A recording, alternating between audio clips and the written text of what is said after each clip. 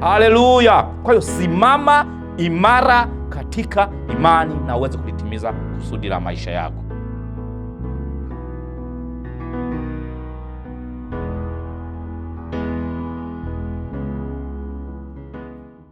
Baba, katika jina la Yesu Kristo, asante kwa mara nyingine tena umeturuhusu kuchangia maneno yako pamoja na wana wako. Asante kwa siku ambayo umeiandaa, na asante pia kwa somo ambayo umeliandaa kwa siku ya leo. Ninaamini kila mmoja atakayesikiliza na kubarikiwa na ujumbe huu, takuwa umeandaa ujumbe huu kwa ajili ya maisha yake. Lakini pia Bwana majeshi, na waombea wale ambao wanachangia ili kufikisha ujumbe huu kwa watu, tukiwaombea makamerameni, tukiwaombea watu wa saundi, watu wanaotengeneza video, ili kufanikisha ujumbe huu kuwafikia walengwa. Mungu, ninakushukuru kwa sababu umeendelea kunipa afya, si kwa sababu ya ubora, lakini kwa sababu ni mpango wako. Mara nyingine tena sifa na utukufu vikurudie wewe, maana wastahili. Kupitia jina lako Yesu Kristo tumeomba tukiamini, amen. Haleluya.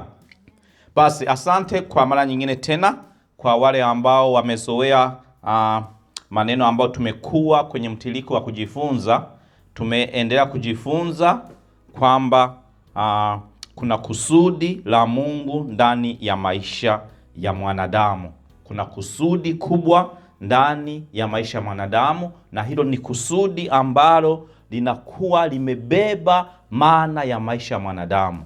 Kusudi la Mungu ndani ya maisha yako limebeba maana halisi ya maisha yako. Na tumejifunza pia kwamba mafanikio yote tunaweza kuwa nayo nje ya kusudi la Mungu ndani ya maisha yako sio mafanikio halisi.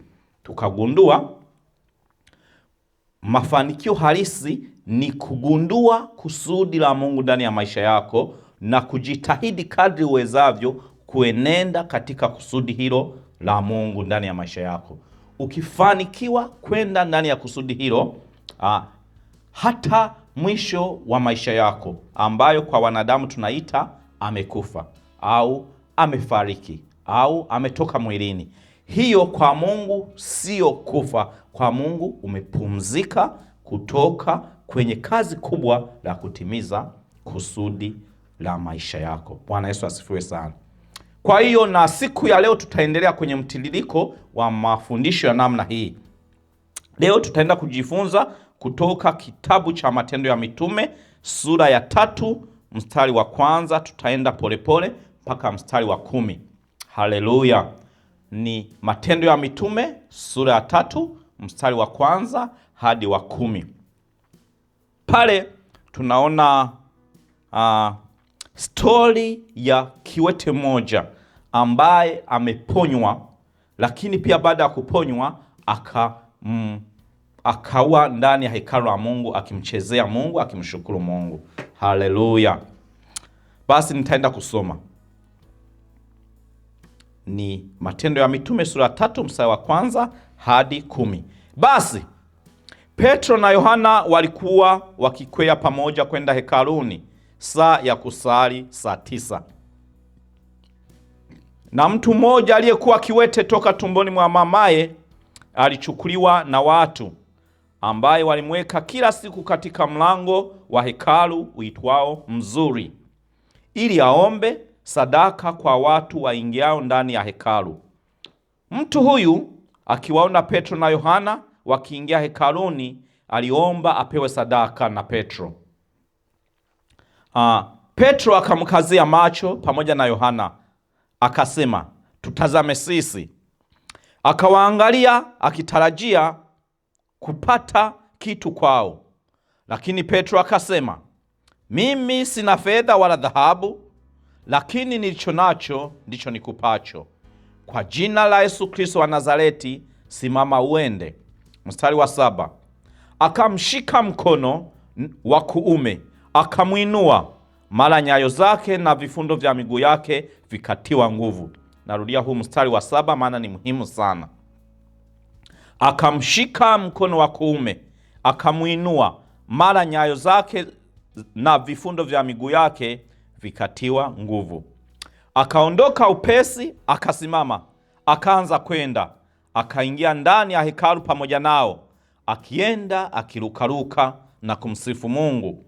Watu wote wakamwona akienda akimsifu Mungu. Mstari wa 10, wakamtambua ya kuwa yeye ndiye aliyekuwa akiketi na kuomba sadaka penye mlango mzuri wa hekalu. Wakajaa ushangao, wakastaajabia mambo yale yaliyompata.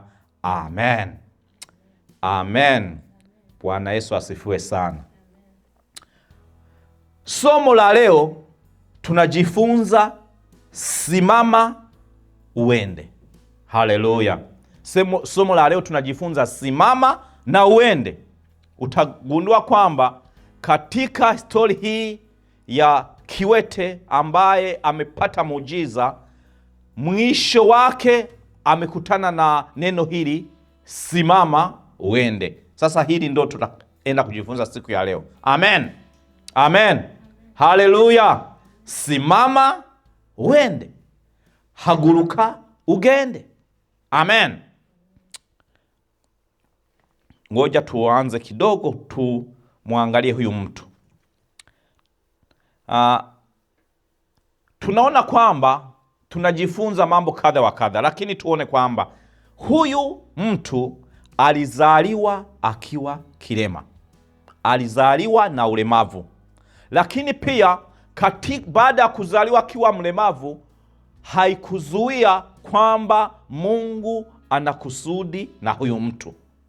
Haleluya. Kwa hiyo pamoja na kuzaliwa akiwa kilema, bado kusudi la Mungu ndani ya maisha ya yule mtu lilibaki pale pale. Ni muhimu sana. Hii picha ya mtu ambaye amezaliwa kilema inatufundisha mambo fulani. La kwanza, kila mtu maishani mwetu amezaliwa na kitu ambacho kwake anakiita kama ni changamoto, anakiita ni kama ana udhaifu fulani. Kila mtu amezaliwa nayo. Ni hali ngumu, labda ni umaskini, labda ni shida mbalimbali, labda ni magonjwa ya aina fulani, labda inaweza kawa pia umezaliwa sehemu fulani, au umezaliwa ukiwa na rangi fulani. Kwa hiyo unaweza ukaita kwamba hii kitu ambayo mimi nimezaliwa nayo inanizuia kutimiza kusudi la Mungu ndani ya maisha yangu. Unaweza ukafikiri hivyo. Haleluya. Naomba nisisitize hiki kitu. Huyu mtu alizaliwa akiwa mlemavu, na tunajifunza karibia kila mtu anapozaliwa kuna kitu akishazaliwa anakiona, maana mimi ni mfupi, yani sipendi kabisa. Labda mwingine anaweza kuona mimi mweusi sana, sipendi kabisa. Mwingine anaweza kusema mimi nimezaliwa kwenye familia maskini sana, yani sipendi kabisa. Au mimi nimezaliwa kwenye familia ambao hatujasoma kabisa, mimi sipendi kabisa. Au mwingine anaweza kusema mimi nimezaliwa kwetu ni maskini, hatuna gari, hatuna uwezo, hatuna hela, hata chakula cha kubangaiza. Huo ni hali ya mtu ambaye anaweza kaichukulia akaiona kama ni ulemavu wa aina fulani. Haleluya. Lakini pia tunaona kwamba wakati ulipowadia, Petro na Yohana wakiwa wameenda kwenye lile hekalu, wanamkuta huyu kiwete, wanamkuta yuko katika hali ambayo kwake anaiita ya kawaida. Naomba unielewe vizuri. Huyu mtu anaiona ni hali ya kawaida. Kwa hiyo anajipokea kwamba mimi ni mlemavu na siwezi. Anajiwekea akilini kwamba hawezi. Ameelewa kwamba mimi siwezi kutembea, siwezi kukimbia, siwezi kumchezea Mungu, siwezi kurukaruka, maana mimi ni kilema, kwa hiyo siwezi. Amen.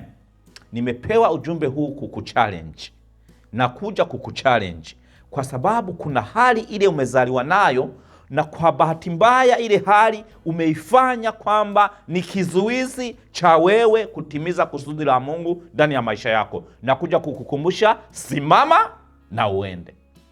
Haleluya. Kwa hiyo kuna hali ya kawaida ya wanadamu, kwa Kiswahili tunaweza kuita ni kuzoea shida, niseme hivyo, au kubweteka. Hiyo ni Kiswahili kizuri. Watu wamebweteka, watu wamerelax kwenye shida. Kwa Kiingereza they play a victim mind. They play a victim mindset. Yani anasema mimi siwezi, mimi sina familia, mimi sikusoma. Mwingine anasema mimi familia yetu sio wa Kristo, mimi labda uwezo huo sina. Kwa hiyo inakuzuia kupiga hatua, kukifanya kile Mungu anachoweka ndani ya maisha yako. Leo nimekuja kukuambia, pamoja na vile unavyoviita kwamba ni vizuizi halali vya wewe kuliendea kusudi la Mungu, leo ninakukumbusha lazima usimame na uliendee kusudi lako na maisha yako ndani ya Mungu. Amen. Kwa hiyo tunaona kwamba katika ile kubweteka, katika ile kuzoea kuombaomba, aliendelea kuinua macho yake kumtazama mtu baada ya kumwangalia Mungu. Haleluya. Kwa hiyo watu wanabadili, baada ya kumwangalia Mungu wanamwangalia mwanadamu. Na Biblia inasemaje kwenye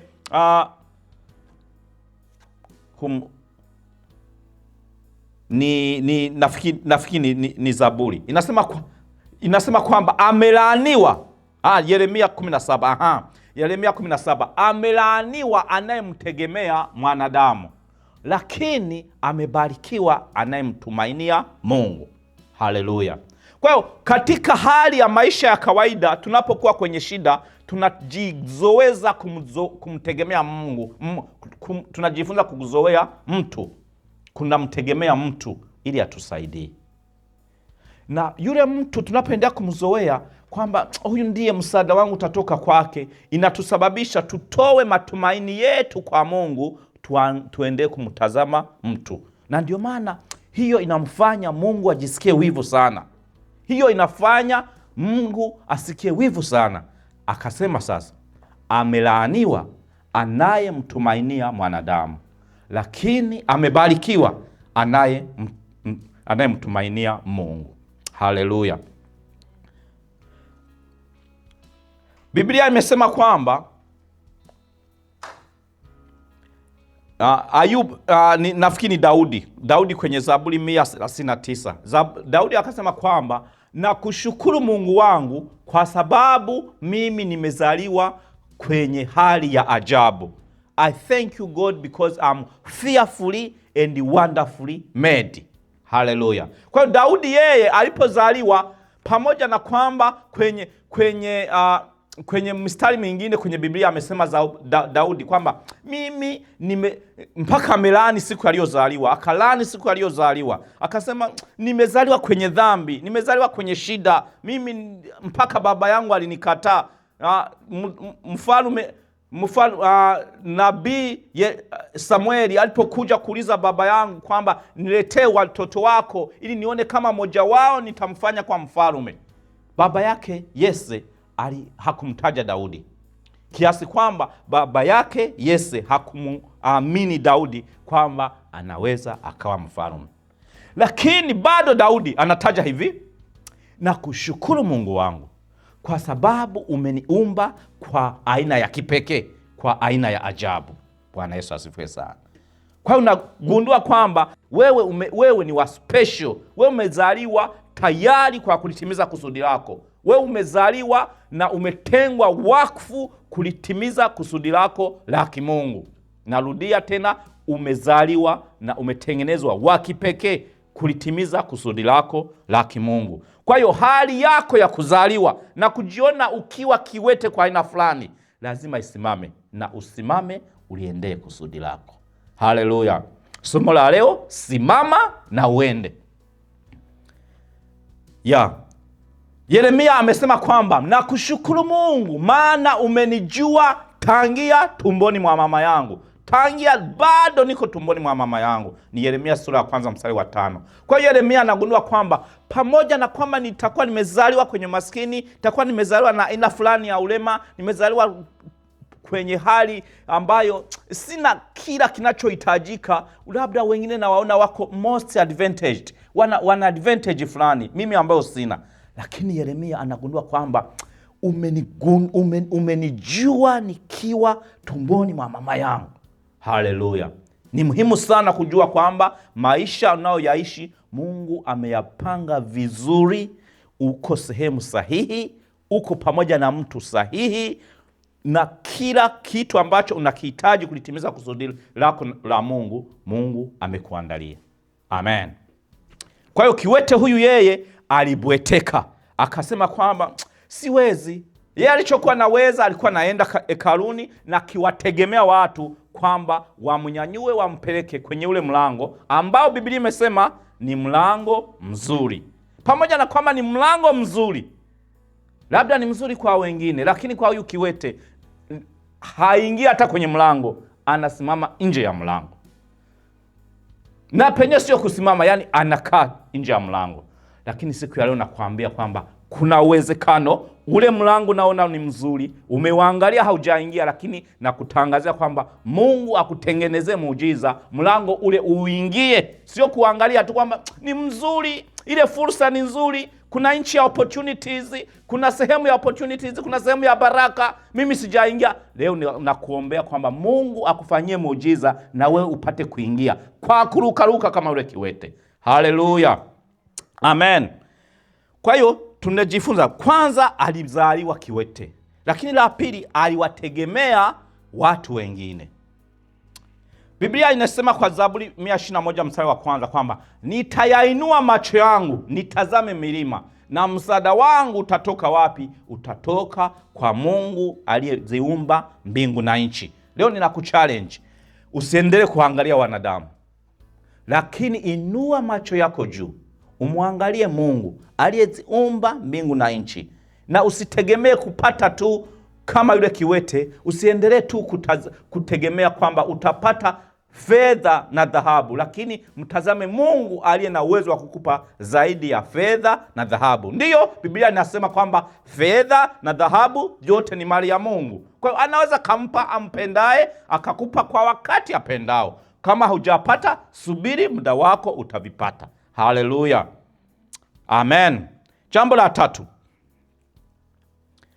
kiwete huyu alikuwa na matarajio madogo sana, lakini Mungu akampa vikubwa.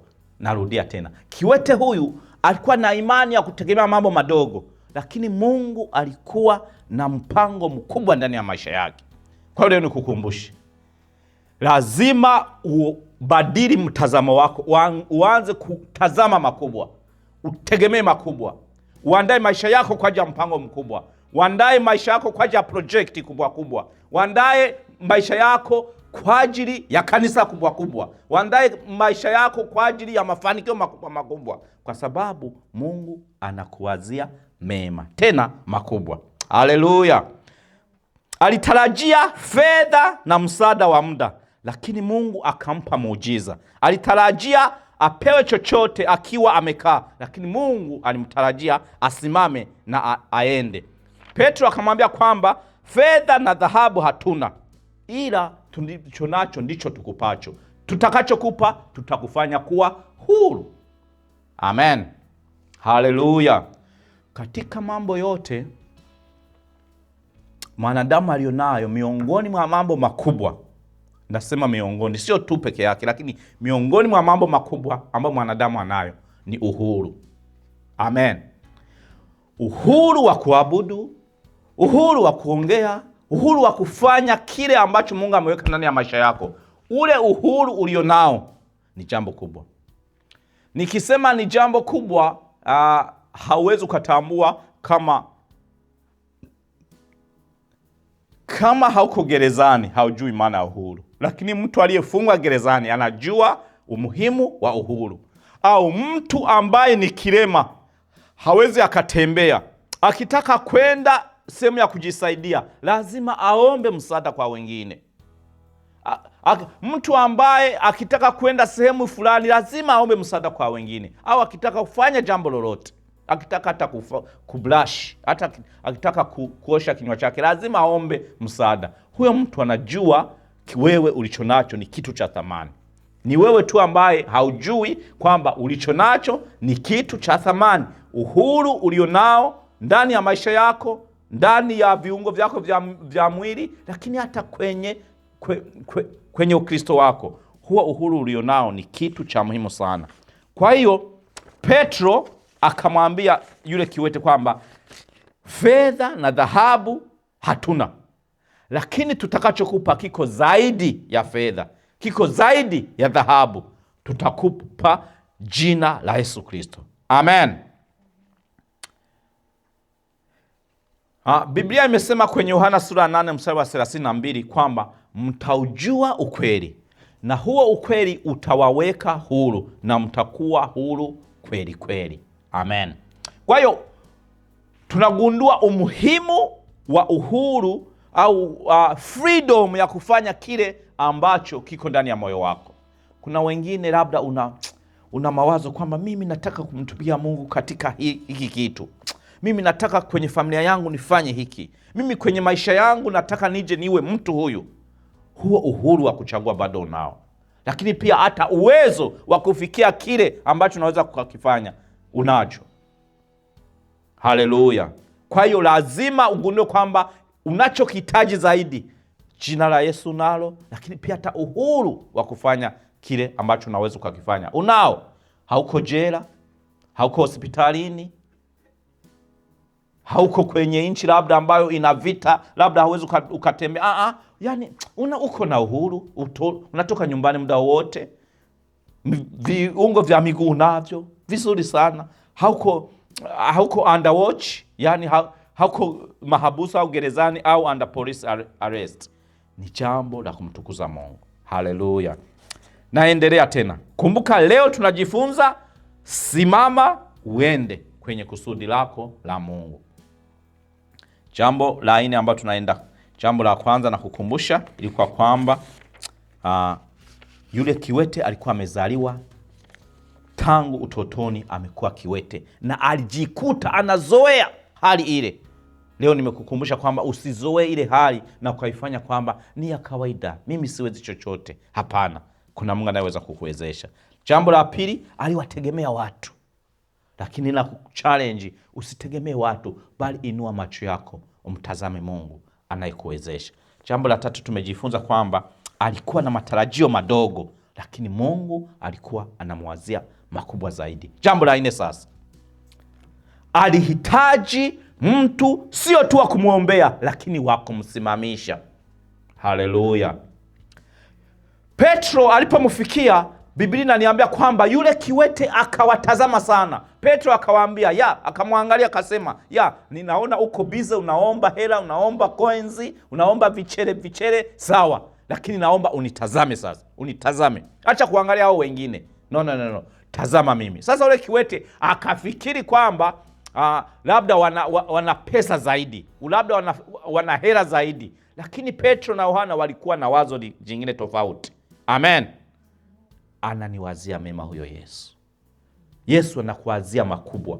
Unapofikiri ndipo muujiza wako utakapotokea. Mungu ana njia nyingine zaidi ambayo itakuacha unastaajabu, unashangaa, unasema na hili kweli linawezekana. Muda unaofikiri unaweza kufikiri ni muda wa mbali sana, lakini ninakutabiria Mungu akufanyie wepesi na muujiza wa haraka kuliko unavyotarajia. Haleluya. Kwa hiyo Petro na Yohana wakamwangalia, wakasema nitazame, akamtazama, halafu wakamwambia kwa jina la Yesu Kristo wa Nazareti simama. Amen. Unafikiri yule kiwete alisimama? Hapana. Yule kiwete hakusimama. Hapana. Lakini wakamshika mikono.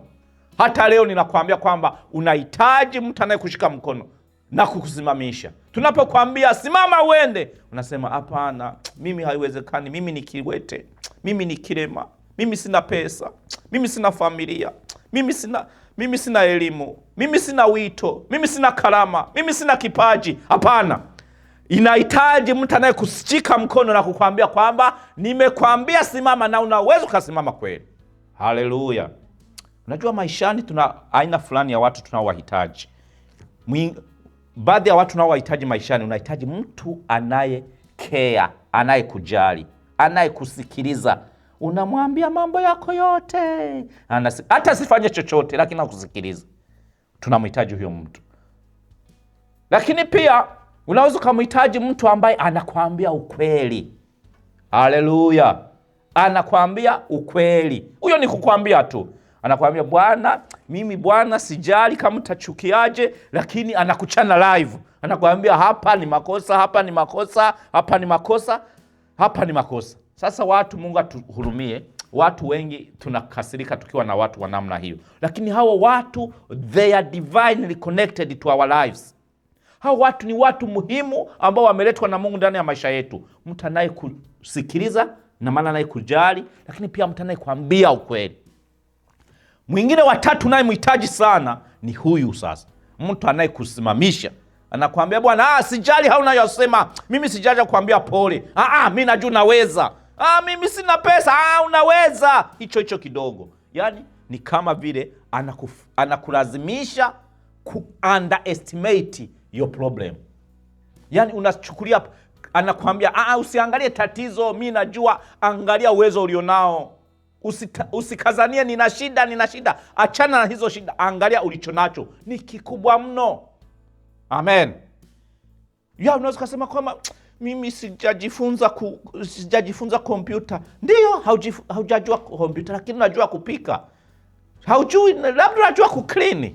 Labda mimi jamani nina shida katika hii. Ndio, una shida kwenye upande huu, lakini kuna kile Mungu alikupa, na hicho ndicho anachotaka utumie kutimiza kusudi la maisha yako, kutimiza kusudi la wito wako. Haleluya. Kwa hiyo Petro na Yohana wakamshika mkono na wakamnyanyua.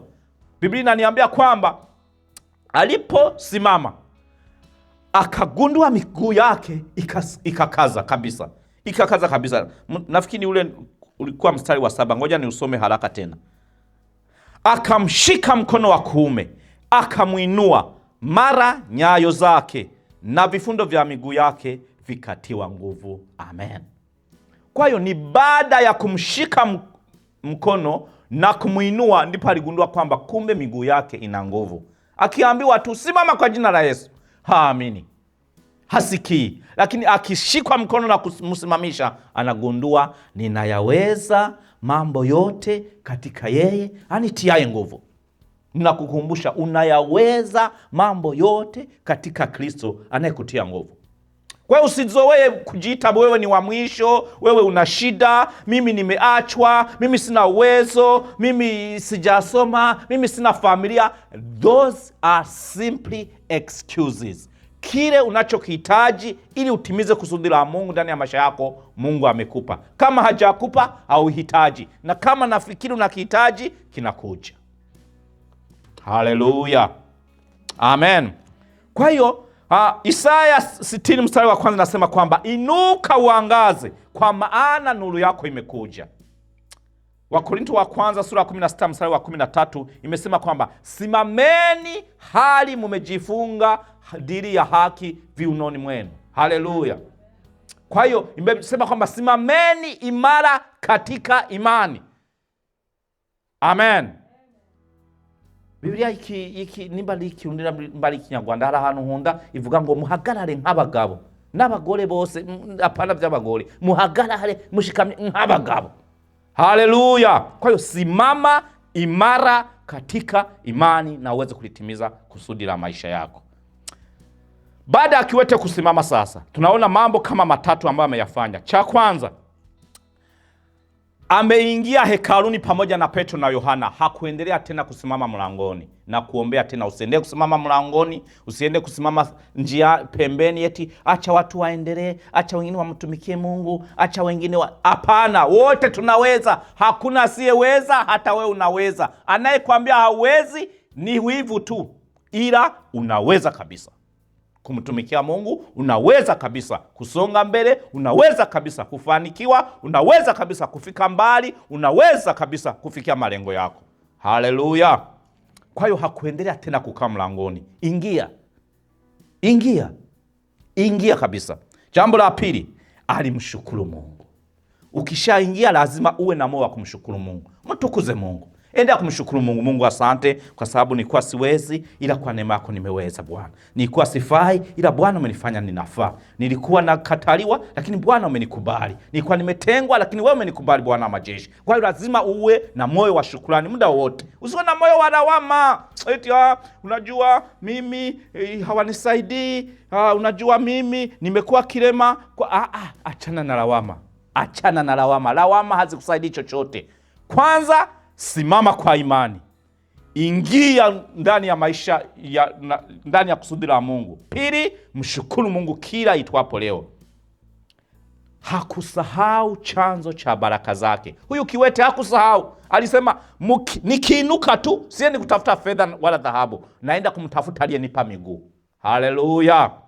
Huyu kiwete alijua siri. Jambo la tatu, watu wote waliomuona walishangaa. Na hapa napapenda kweli. Watu waliofikiri hata simama, walipoona amesimama wakashangaa. Haleluya!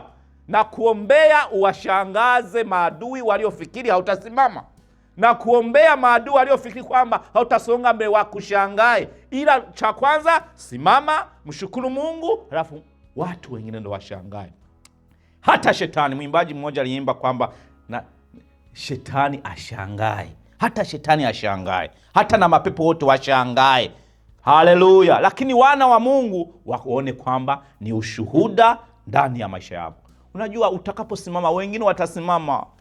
Unajua utakapoona unaendea kusudi la Mungu, wengine wataendea kupiga hatua wakijua na fulani anamtumikia Mungu. Wow! Hao ni warafiki sasa. Wanafiki wenyewe wanashangaa tu. Hao tuwache. Yani hatuwapoteze hata muda. Lakini nasema wale rafiki zako wa imani, wale ndugu zako katika Kristo, wanaona ushuhuda kabisa. Wanamuona huyu alikuwa amekata tamaa, ona anavyowatia wengine moyo. Huyu alikuwa amerudi nyuma, ona anavyohubiri Injili. Huyu alikuwa hana furaha ndani ya maisha yake, ona anavyotabasamu. Wow! Anapendeza. Alikuwa havai, anapendeza. Ona anavyopendeza. Watu wazuri, rafiki zako, wale Mungu aliowaandaa kwa ajili ya maisha yako, wanakuona wanasema wow, anapendeza. Kwa hata watu hao walileta ushuhuda mbele za Mungu, wengi wakashangaa. Amen. Nimaliza na mstari ambao tumeusoma nafikiri wiki jana. Nuru yenu na iangaze mbele ya mataifa, watu wakayaone matendo yenu mema, wamtukuze Baba yenu aliye mbinguni. Amen. Watakapoona mmesimama, watu mtukuze Baba yenu aliye mbinguni. Neno la leo linamalizia, simama, inuka, uliendee kusudi la maisha yako. Simama uende. Usiende kusimama kukaa mlangoni. Usiende kulamu kwamba wewe ni kiwete. Usiende kusema kwamba mimi siwezi. Hapana. Simama na uliendee kusudi la Mungu. Ninakuombea sasa. Ninamalizia kukuomba kwamba Mungu akusaidie.